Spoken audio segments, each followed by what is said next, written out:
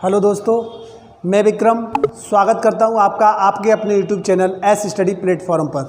देखिए, मध्यकालीन भारत की श्रृंखला में मेरा अगला वीडियो, देखिए इसके बाद मेरा एक और वीडियो होगा। मैंने इससे पहले देखिए आज हम पढ़ेंगे औरंगजेब के बारे में। औरंगजेब की देखिए प्रारंभिक जीवन, उसका परिचय, उससे संबंधित विद्रोह और देखिए उसने प्रारंभिक जो उत्तराधिकार के लिए युद्ध लड़े थे उसके बारे में चर्चा करेंगे। देखिए इससे पहले आपने शाहजहाँ के बारे में पढ़ा था। शाहजहाँ के अंतिम दिनों में, शाहजहाँ की मृत्यु के अंतिम दिनों में उसके चारों पुत्रों में विद्रोह होता है। चारों पुत्र आपस में उत्तराधिकार के लिए युद्ध लड़ते हैं और अंत में फाइनली क्या होता है, औरंगजेब जो होता है वो शासक बनकर उभरता है, सभी को हराता हुआ। ठीक है, देखिए युद्ध होता है धर्मट का युद्ध, देवराई का युद्ध, जिसमें देवराई का अंतिम युद्ध होता है, जिसमें दारा शिकोह की पराजय हो जाती है और पराजय होने के बाद क्या होता है, उसकी हत्या कर दी जाती है और हत्या करने के बाद जो औरंगजेब होता है वो शासक बनकर उभरता है। ठीक है, इसने अपना शासन मतलब अपना जो राज्याभिषेक था वो 2 बार कराया था। नंबर 1 पहले करवाया था क्या कहते हैं 1658 ईस्वी में 21 जुलाई को, और दूसरा कराया था 15 जून में देवराई के युद्ध के बाद। ठीक है, तो ये पहला शासक था अकबर के बाद मुगल शासक जिसने 2 बार क्या हुआ था, दिल्ली के क्षेत्र में अपना राज्याभिषेक करवाया था। अकबर ने पंजाब में कालानौर में और क्या कहते हैं दिल्ली में करवाया था। ठीक है, तो देखिए इसके बारे में हम चर्चा करेंगे पहले, और देखते देखते याद कराने की कोशिश करूंगा मैं। देखिएगा तो सबसे पहले इसके बारे में बात करते हैं हम परिचय से संबंधित। देखिए इसका जन्म 3 नवंबर 1618 ईस्वी में दोहद उज्जैन के क्षेत्र में हुआ था। ठीक है, उज्जैन के क्षेत्र में। इसकी डेट को थोड़ा सा याद रखेंगे, कन्फ्यूजन वाली डेट रहती है। 1618 ईस्वी को आप याद रखना है मोस्टली। ठीक है, उस उज्जैन दोहद के क्षेत्र में उज्जैन में हुआ था। पिता का नाम तो आप जानते ही हैं, इसके पिता का नाम शाहजहाँ था। ठीक है, इसकी माता का नाम मुमताज अर्जुमंद बानो। ठीक है, अर्जुमंद बानो। ठीक है, जो मैंने आपको पिछले वीडियो में बताया था मुमताज के नाम से प्रसिद्ध रही हैं। ठीक है, इनके नाम पर ही ताजमहल बनाया गया था, शाहजहाँ ने बनवाया था। ठीक है, 1632 ईस्वी में से लेकर के 1653 ईस्वी तक। ठीक, उसके बाद इसका तो मैंने बताया, पहले ही बता दिया, आपका जो राज्य अभिषेक हुआ था वो 2 बार हुआ था। प्रथम बार 21 जुलाई 1658 ईस्वी और दूसरा 15 जून 1659 ईस्वी में। इसका कारण ये था कि ये उत्तराधिकार के युद्ध में बिजी रहा था। ठीक है, इसने प्रारंभिक चुनौतियों का भी सामना किया था, अपने भाइयों से भी युद्ध लड़ा था। शाहजहाँ के मृत्यु के अंतिम दिनों में इन चारों भाइयों ने क्या किया था, विद्रोह कर दिया एक दूसरे के खिलाफ और शासन को हासिल करने के लिए एक दूसरे में युद्ध हुआ था। ठीक है, तो इसने देखिए जो शासक बना था, इसने एक बहुत बड़ी उपाधि लेकर शासक बना था। क्या नाम था, अबुल मुजफ्फर मुइनुद्दीन मुजफ्फर औरंगजेब बहादुर आलमगीर पातशाह गाजी। ठीक है, एक बहुत बड़ी उपाधि लेकर के शासक बना था। ठीक है, ये देखिएगा इसने क्या किया था, जो शासन था अपना इस्लामिक परंपराओं के अनुसार चलाया। देखिए और जो शासक थे जैसे अकबर के समय में राजपूतों से अच्छे संबंध रहे थे, लेकिन औरंगजेब के ज़माने में, औरंगजेब के शासनकाल में क्या हुआ था कि इसने क्या किया था, जो भी शासन था वो इस्लामिक परंपरा अर्थात कुरान के आधार पर शरीयत के अनुसार अपना शासन चलाना क्या कहते हैं मंजूर किया था। ठीक है, और सभी जो प्रतिभा उसको लगा कि जो इस्लाम के विरुद्ध प्रथाएँ उनको उसने बंद करा दिया। तो देखिएगा, तो उसके बाद इसने इतनी बड़ी उपाधि धारण करके, ये देखिए इसने ये बीड़ा बजाने का शौकीन था। इससे पहले मैंने बताया था अकबर जो था वो नगाड़ा बजाने का शौकीन था। ठीक है, निपुण था उसमें और ये बीड़ा बजाने में, लेकिन हालांकि इसने अपने जो दरबार में थे संगीत नृत्य आज सभी पर प्रतिबंध लगा दिया था। ठीक है, तो देखिएगा उसके बाद इसके गुरु मीर मोहम्मद हकीम, इसके गुरु जो थे मीर मोहम्मद हकीम। ठीक है, देखिए और इसकी जो मृत्यु कब होती है, 3 मार्च 1707 ईस्वी में। देखिए औरंगजेब ने क्या किया था, जिस समय ये शासक बना था उस समय ये दक्कन का सूबेदार था, दक्कन में सूबेदार था। और उसने क्या किया था, अपने जीवन के लगभग इसने 50 वर्षों तक शासन किया था।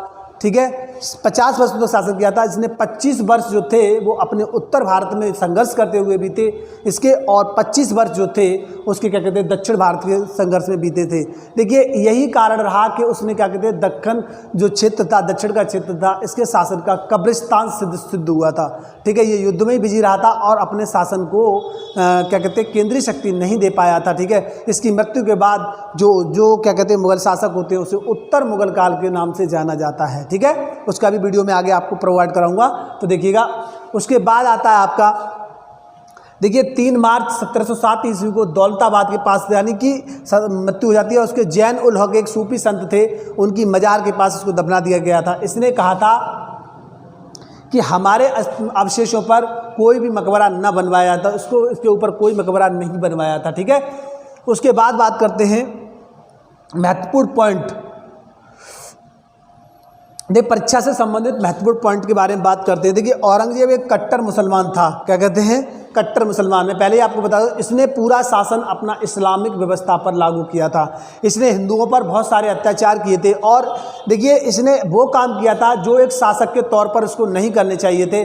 लेकिन इसने क्या किया था, शासक 1665 ईस्वी में मंदिरों को तोड़ने का आदेश दिया, सरकारी फरमान जारी किया था। लेकिन ऐसा एक शासक को नहीं करना चाहिए, क्योंकि उसे तो उसकी तो जनता सब एक जैसी है, तो एक जैसा मानना चाहिए। लेकिन इसने इस्लामिक परंपराओं के अनुसार शासन को आगे बढ़ाने का काम किया था। ठीक है, जो इस शासन का मुगल वंश का पतन का कारण बना। देखिए मुगल वंश का पतन तो औरंगजेब के समय में ही लगभग हो चुका था।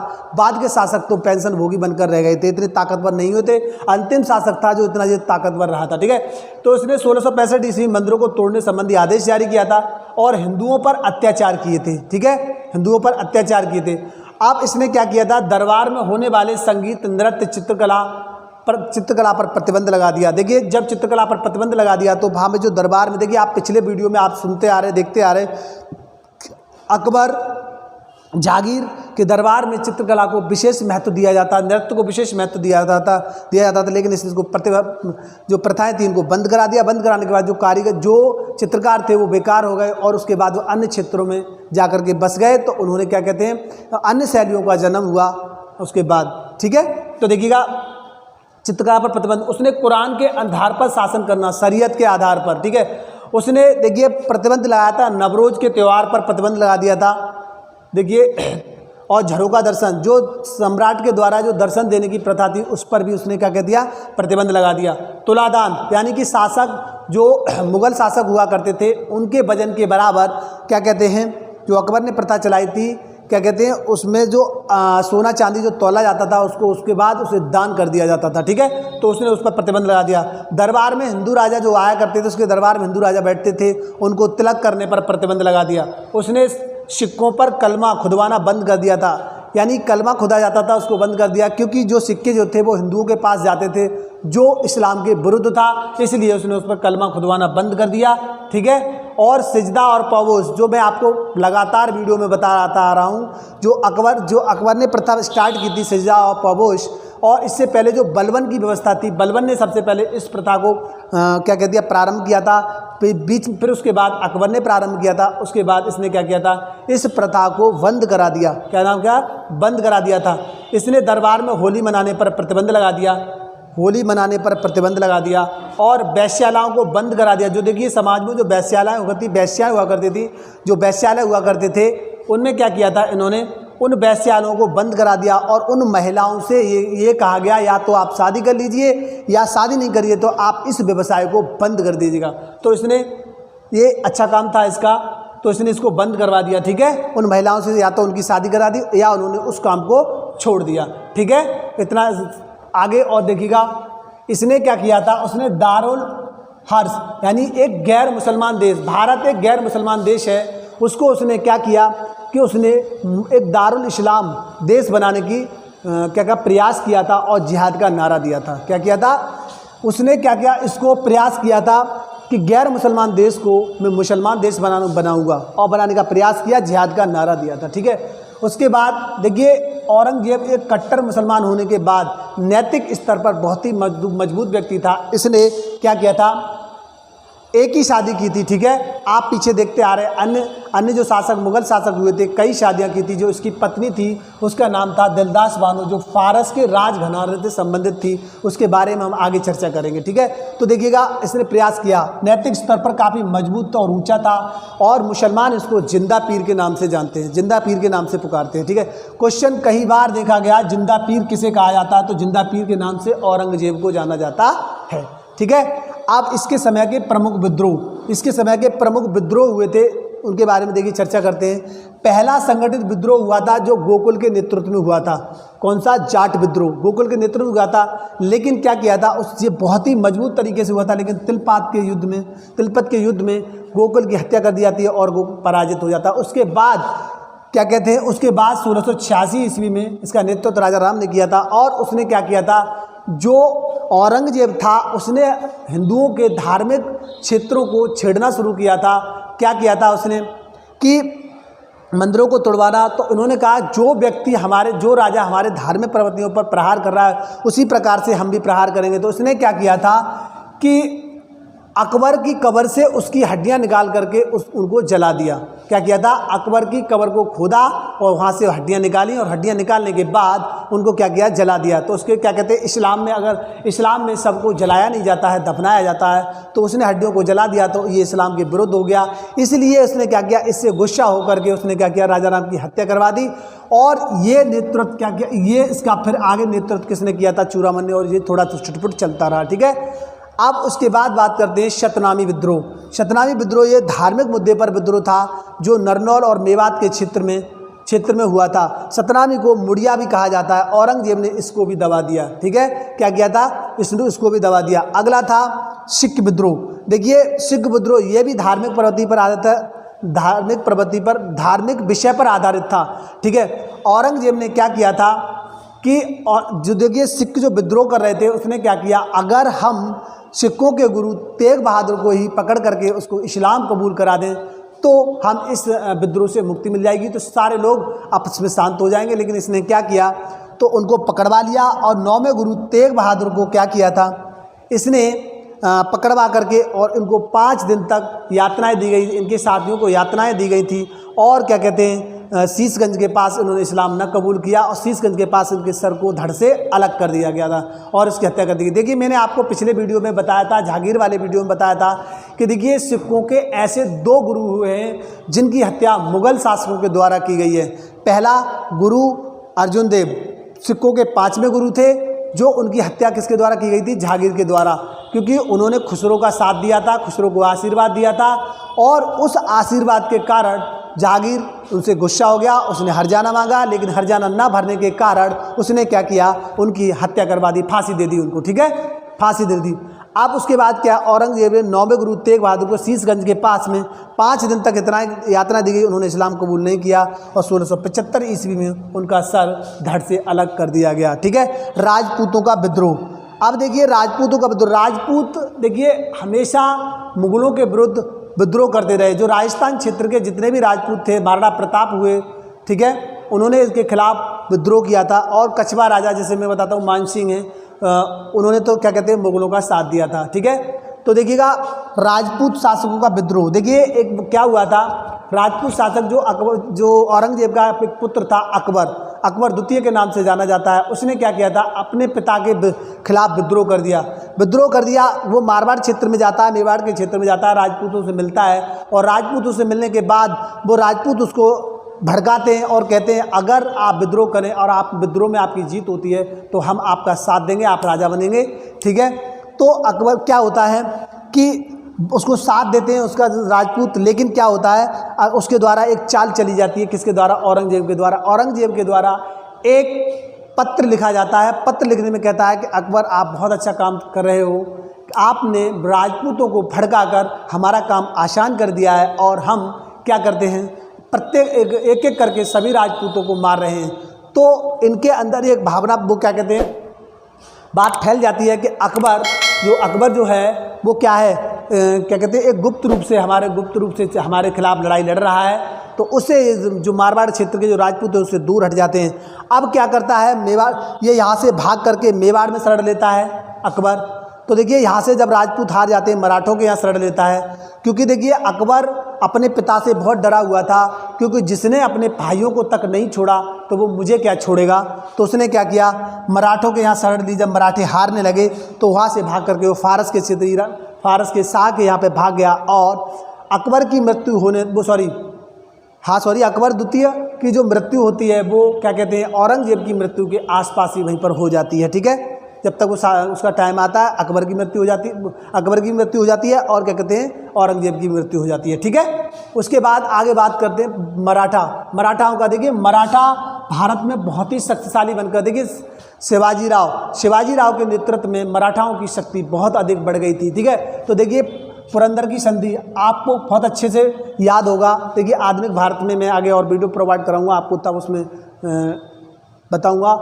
तो देखिए पुरंदर की संधि, देखिए उनके खिलाफ औरंगजेब ने शिवाजी के विरुद्ध किसको भेजा था? राजा जयसिंह को भेजा था। तो 1665 ईस्वी में उसने क्या किया था? शिवाजी से पुरंदर की संधि हुई, जिसमें शिवाजी को अपने बहुत सारे क्षेत्र किसको देने पड़े?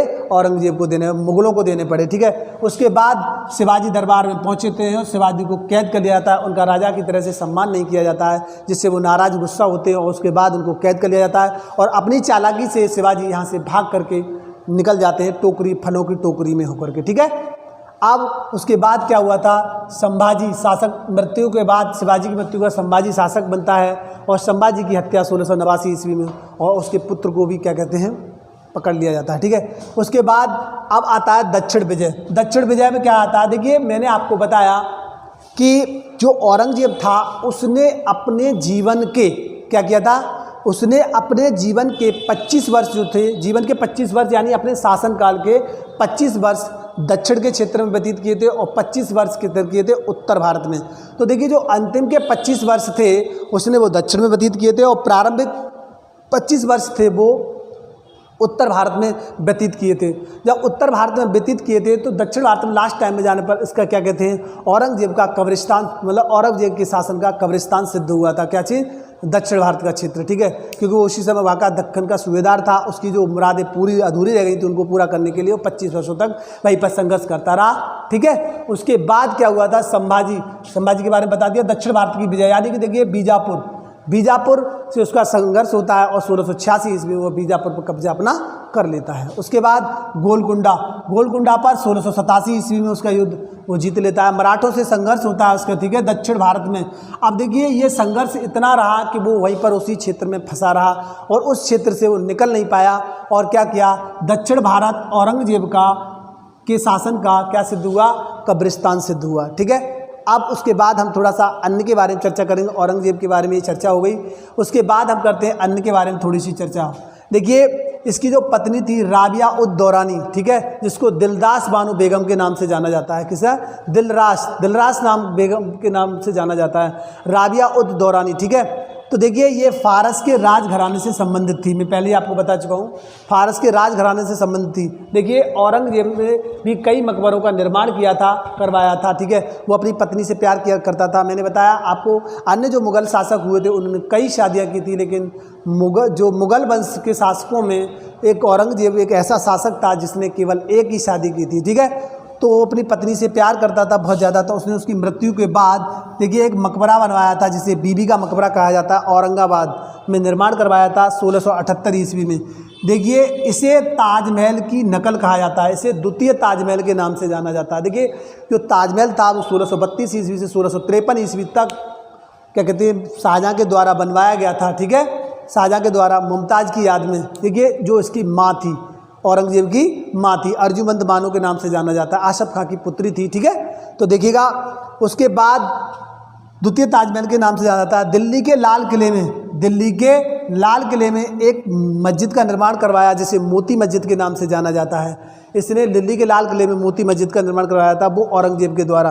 देखिए जो औरंगजेब जो था वो एक कट्टर मुसलमान था, फिर भी उसने क्या किया था?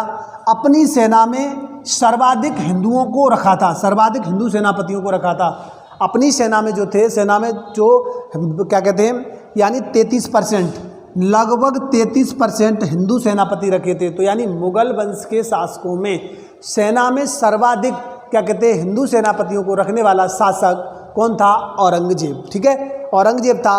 अब देखिएगा तो इसकी सेना में लगभग 33% हिंदू और दो तिहाई मुस्लिम सेनापति होते थे और 33% सेनापति कौन होते थे? हिंदू होते थे। ठीक है, हिंदुओं का विभाजन इसने क्या किया था? कर विभाजन की व्यवस्था क्या रखी थी इसने? देखिए अब देखिएगा आय अगर 200 दिरहम से कम है तो उसे 12 दिरहम प्रति वर्ष देने होंगे टैक्स के रूप में। क्या करना होगा? देखिए आज के समय में भी टैक्स की व्यवस्था ऐसी है कि जो व्यक्ति ज़्यादा कमा रहा है उससे ज़्यादा टैक्स लगेगा और जो व्यक्ति कम कमा रहा है उसे कम टैक्स लगेगा। ठीक है, तो उसने कहा 200 दिरहम से अगर उसकी इनकम क्या है कम है तो उसे 12 दिरहम कर के रूप में देने होंगे प्रति वर्ष के हिसाब से। ठीक है, अगर आय उसकी 200 से 10,000 दिरहम तक है तो उसे 24 दिरहम टैक्स के रूप में देने होंगे प्रति वर्ष। अगर उसकी इनकम 10,000 दिरहम से अधिक है तो उसे 48 दिरहम क्या किया था? दिरहम टैक्स के रूप में देने होंगे। देखिए औरंगजेब ने एक रियायत बरती थी कि उसने क्या किया था, जो भिखारी या क्या कहते हैं उसे आपके 14 वर्ष से कम उम्र के बच्चे अगर उन पर पैसे इतने कमा रहे हैं 200 रुपये, तो उन पर टैक्स लेना बंद कर दिया, टैक्स नहीं लिया था उन पर। ठीक है, तो देखिएगा मैं समझता हूँ आपको समझ में आ रहा होगा मेरा पढ़ाया हुआ। और देखिए अगर समझ में ना आया करे तो आप एक बार से फिर से रिकॉल करके पढ़ लिया करें, दोबारा वीडियो पॉज करके दोबारा देख सकते हैं। ठीक है, और मैं समझता हूँ आया होगा समझ में आए तो लाइक और शेयर करिएगा, आप कमेंट करते रहिए। ठीक है दोस्तों, लाइक और कमेंट करिएगा। ठीक है, मिलते हैं अगले वीडियो में। धन्यवाद दोस्तों।